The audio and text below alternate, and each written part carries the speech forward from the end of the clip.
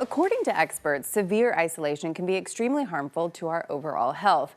Author and happiness specialist Dannie de Novo says there are simple ways to fight against those feelings, but it takes courage, time, and intention. Take a look.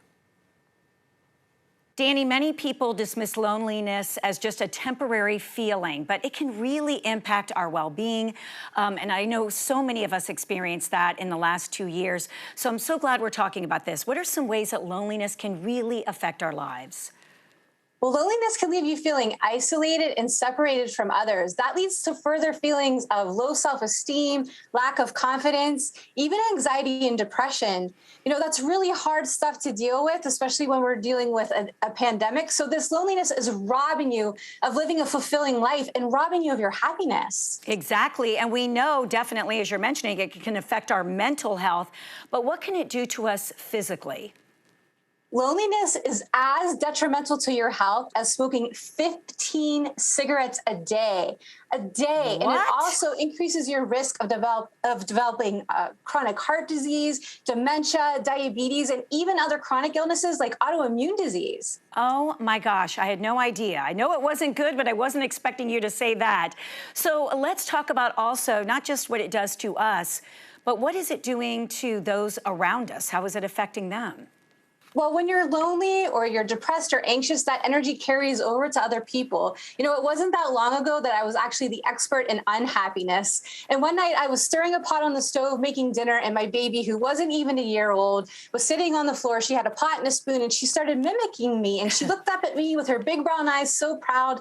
At first, I thought it was the coolest thing I'd ever seen. But then I was almost sick because I realized she was copying everything that I was doing. And I was teaching her how to live a very lonely and depressed life. So you've got to get out of that toxic cycle because it's not just affecting you, it's affecting all of those around you. Yes, so true. And let's actually take a step back and really define what loneliness means in this situation, because it's different from just being alone, right?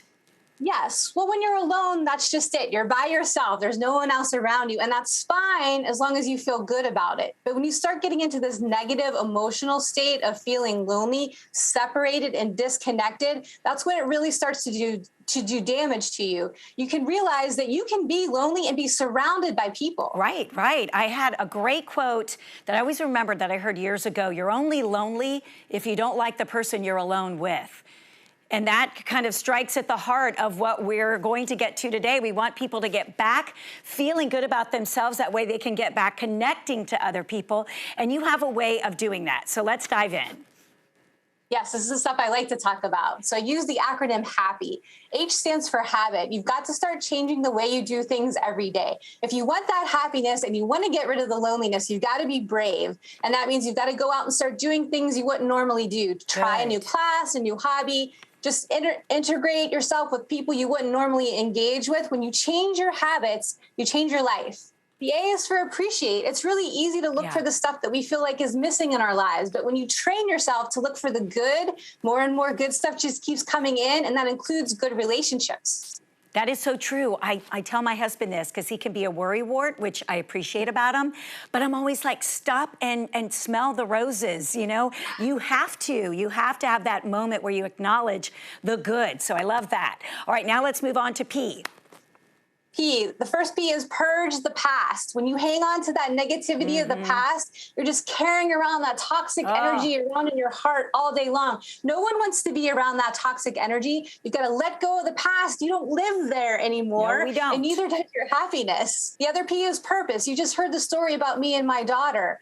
Her happiness and my happiness became my purpose. I had to find it. So I made the decision right then and there to change my toxic cycle and change my patterns. You can do the same thing. When you go out seeking that happiness, it will find you. And of course, the Y also stands for you. Your relationship with yourself is the most important one. So focus on yourself because you are the only one that can keep that loneliness from killing you and change that loneliness into happiness. You've made me very happy, Dannie. Thank you so much. This is great advice.